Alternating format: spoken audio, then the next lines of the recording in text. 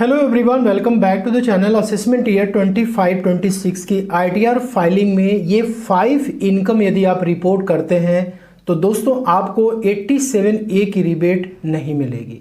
Generally ये income पे आपके टीडीएस कटे होंगे और आप उसका रिफंड क्लेम करने के लिए अपनी आईटीआर को आप फाइल कर रहे हो, तो आपको रिफंड कैसे इशू होगा, 87A की रिबेट आपको कहां पे और कितनी मिलने वाली है, और इन 5 सोर्सेस ऑफ इनकम पे टैक्स और टीडीएस के क्या रेट्स होने वाले हैं, और प्रैक्टिकली एक कंप्यूटेशन भी इसका हम देखेंगे कि कैसे ओल्ड रेजिम और न्यू रेजिम में वर्क करता है। तो सबसे पहले यहाँ पे बात करेंगे कि 87A की रिबेट आपको कौन से लेवल ऑफ इनकम पे मिलती है। तो दोस्तों यहाँ पर न्यू टैक्स रेजिम और ओल्ड टैक्स रेजिम दोनों को ही हम कंपेयर करने वाले हैं। तो आपकी टोटल इनकम एक फाइनेंशियल ईयर में, मतलब वो इनकम जिसपे कि आपको टैक्स पे करना है। यदि ओल्ड टैक्स रेजिम की बात करें तो दोस्तों यदि ये 5 लाख रुपीस तक आती है, मतलब सारे डिडक्शंस और एग्जेम्पशंस को माइनस करने के बाद, तो टैक्सेस यहाँ पे 12,500 के बनते हैं। लेकिन इनकम टैक्स के रूल के अनुसार आपको 87A की रिबेट मिलती है 5 लाख रुपीस तक। तो 12,500 की रिबेट आपको मिल गई तो आपके टैक्स क्या हो गए, 0 हो गए। उसी तरीके से न्यू टैक्स रेजिम में यदि आपकी टोटल इनकम 7 लाख रुपीस तक है और इस पे जो टैक्स आया वो 20,000 रुपीस का आया, यहां पे भी आपको 87A की रिबेट मिलती है और आपका टैक्स 0 हो जाता है। लेकिन दोस्तों ये जो 5 लाख और 7 लाख की इनकम आप देख रहे हैं, इसके सोर्सेस भी इंपॉर्टेंट हैं। तो एक होता है नॉर्मल रेट ऑफ इनकम और एक होता है स्पेशल रेट ऑफ इनकम। तो सबसे पहले हम समझेंगे कि स्पेशल रेट की इनकम क्या क्या हो सकती है। तो सबसे पहला है क्रिप्टो की इनकम, जिसको वर्चुअल डिजिटल एसेट्स भी कहते हैं। बिटकॉइन हो गया, इथेरियम हो गया, और भी काफ़ी सारे डिजिटल करेंसी होती है जिसमें कि आप इन्वेस्टमेंट करते हो। तो उस टाइप के जो भी इनकम होते हैं वो आपके क्रिप्टो की कैटेगरी में आते हैं। ऑनलाइन गेमिंग, ड्रीम 11 फैंटेसी के गेम्स, ठीक है, आईपीएल वगैरह के जो मैचेस होते हैं जिसमें कि आप मतलब पैसे लगाते हो, उस टाइप के जो इनकम होते हैं ऑनलाइन गेमिंग की कैटेगरी में। लॉटरी की इनकम हो गई, क्रॉसवर्ड पजल्स की इनकम हो गई। तो दोस्तों बेसिकली ये सारे गेमिंग के ही इनकम होते हैं। तो यहाँ पे जो टीडीएस का रेट है वो फ्लैट 30% का है। तो आपका इन इनकम पे क्या होता है, फ्लैट 30% के रेट से टीडीएस कटता है। और दोस्तों जो क्रिप्टो की इनकम होती है इस पे 1% के रेट से टीडीएस डिडक्ट होता है, लेकिन जो टैक्स इस पे लगता है वो 30% के रेट से टैक्सेस लगते हैं। और ऑनलाइन गेमिंग पे फ्लैट 30% के टैक्स भी है और फ्लैट 30% का टीडीएस भी इस पे कैलकुलेट किया जाता है। अब इसके अलावा लॉन्ग टर्म कैपिटल गेन भी सेक्शन 112A, जिसमें कि शेयर मार्केट और म्यूचुअल फंड की आपकी इनकम आती है। तो लास्ट ईयर के बजट में लॉन्ग टर्म कैपिटल गेन को और शॉर्ट टर्म कैपिटल गेन के रेट्स को चेंज कर दिया गया, इसको 2 पार्ट में डिवाइड कर दिया गया। तो अब आप अपनी आईटीआर को फाइल करेंगे तो आपको यहाँ पे बाइफरकेशन दिखेगा। एक तो दिखेगा 23 जुलाई के बाद जो आपने लॉन्ग टर्म कैपिटल गेन करी है या शॉर्ट टर्म कैपिटल गेन करी है, और एक दिखेगा 23 जुलाई के पहले। तो 23 जुलाई के पहले यदि आपको long term capital gain 1 lakh रुपये के ऊपर हुआ है तो उस केस में 10% के रेट से टैक्सेस लगेंगे। और 23 जुलाई के बाद यदि आपके गेन हुए हैं तो उस केस में 1,25,000 तक तो एग्जेम्प्ट है, और उसके ऊपर जाएगा तो 12.5% के रेट से टैक्सेस लगेंगे। और इसके अलावा 112 प्रॉपर्टी सेल पे आपको लॉन्ग टर्म कैपिटल गेन हुआ हो, डिबेंचर्स हो, बॉन्ड्स हो, या फिर दोस्तों इसके अलावा अनलिस्टेड इक्विटी शेयर्स हो, इस प्रकार के जो भी आपके लॉन्ग टर्म कैपिटल गेन्स आते हैं उस पर भी 12.5% के रेट्स एप्लीकेबल है। और बाइफरकेशन भी आपको इसमें देखने को मिलेगा। और इसके बाद सेक्शन 111A यानी कि short term capital gain mutual fund और शेयर मार्केट की, तो इसमें भी आपको 2 पार्ट दिखेंगे। यदि आप 23 जुलाई के पहले शॉर्ट टर्म कैपिटल गेन किए तो उस केस में 15% के रेट से कैलकुलेशन होगा। 23 जुलाई के बाद आपकी शॉर्ट टर्म कैपिटल गेन हुए तो उस केस में फ्लैट 20% के रेट से टैक्सेस लगेंगे। तो यहाँ पे दोस्तों जो स्पेशल रेट की इनकम ये सारी हैं, यदि ये सारी इनकम आपकी न्यू टैक्स रेजिम में 7 लाख रुपीस के अंडर में आती हैं या ओल्ड टैक्स रेजिम में 5 लाख रुपीस के अंडर में आती हैं, तो आपको ये जो रिबेट मैंने आपको बताया था वो कितनी मिलेगी। तो सबसे पहले यहाँ पे हम बात करेंगे न्यू टैक्स रेजिम की, कि यदि न्यू टैक्स रेजिम में आपकी ये स्पेशल रेट की इनकम आती है तो उस केस में आपको ये जो रिबेट है ना 20,000 का, वो दोस्तों नहीं मिलेगा। अभी 7 लाख की इनकम में आपकी स्पेशल रेट की इनकम भी जुड़ी हुई है और नॉर्मल रेट की भी इनकम जुड़ी हुई है। तो स्पेशल रेट की जो इनकम होगी उसको ये सिस्टम क्या करेगा, सेपरेट कर देगा और उस पर इस रेट से टैक्स कैलकुलेट कर देगा जो कि आपको पे करना होगा। और दोस्तों जो नॉर्मल रेट की इनकम होगी उस पर जितना भी आपका टैक्स बनेगा उस पर आपको रिबेट मिल जाएगा। ठीक, तो न्यू टैक्स रिजिम में स्पेशल रेट की जो भी इनकम है इस पे आपको रिबेट नहीं मिलेगा। लेकिन ओल्ड टैक्स रिजिम में दोस्तों यदि आपका 12,500 तक टैक्सेस आते हैं, चाहे वो नॉर्मल रेट की इनकम हो या स्पेशल रेट की इनकम हो, आपको रिबेट यहाँ पे मिलेगा। लेकिन 12,500 के ऊपर यदि चला जाता है आपका टैक्स, क्योंकि यहाँ पे आप देख सकते हो 30% का रेट है, 12.5% है, 20% है।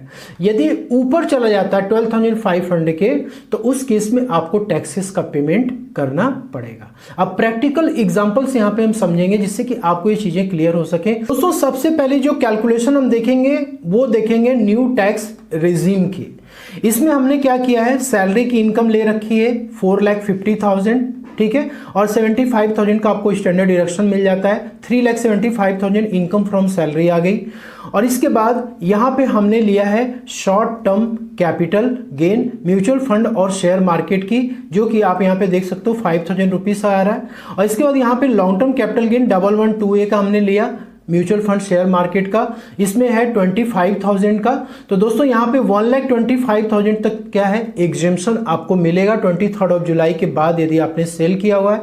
तो यहाँ पे जो हमारी ये 25,000 गेन है इस एग्जेम्पशन लिमिट के अंदर में आ रही है, इसलिए से कोई भी टैक्सेस नहीं लगेंगे।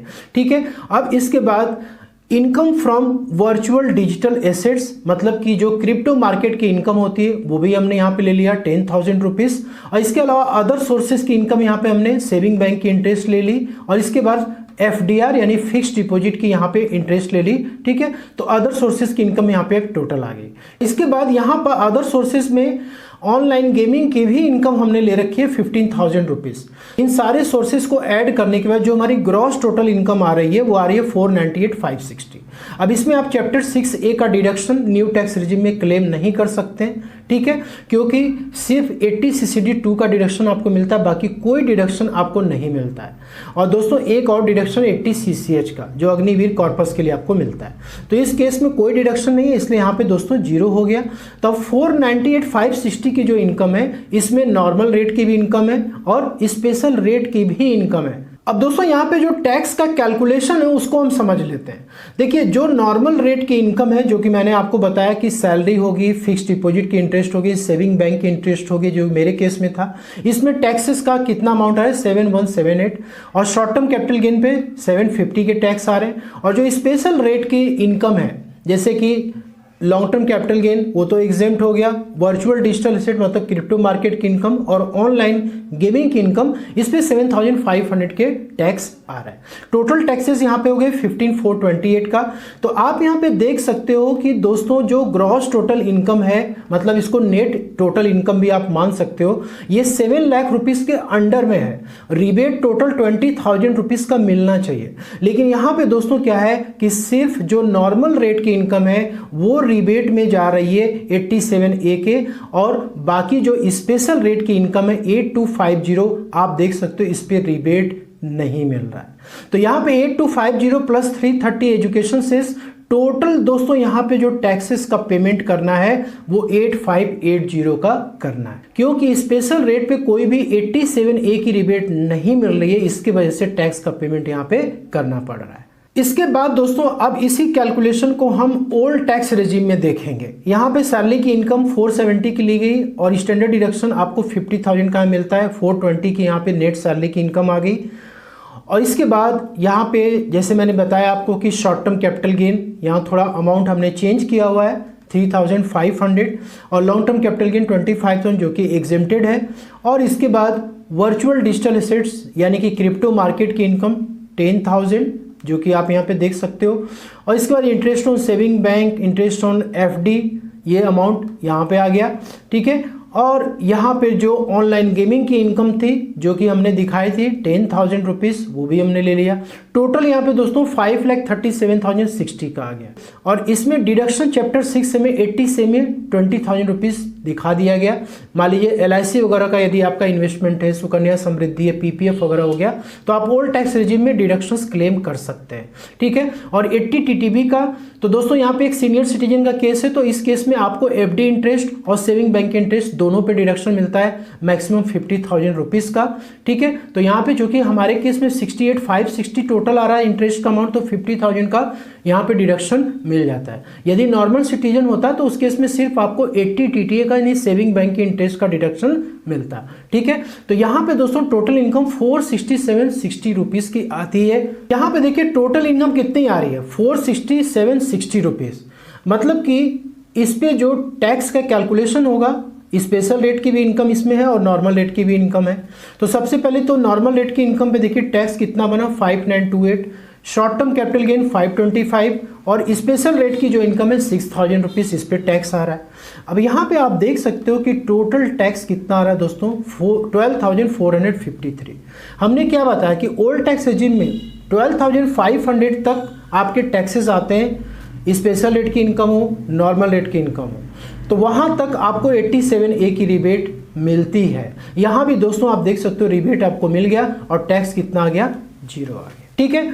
तो ओल्ड टैक्स रिजिम में 12,500 तक का एडजस्टमेंट ITR में आप कर सकते हो। उसके ऊपर यदि जाएगा तो आपको टैक्सेस देने होंगे, और यदि आपके टैक्सेस कम आ रहे हैं रिबेट मिलने के बाद, तो आपके जो रिफंड होंगे, ठीक है, जो TDS आपका कटा होगा वो आपको रिफंड के तौर पे मिल जाएगा।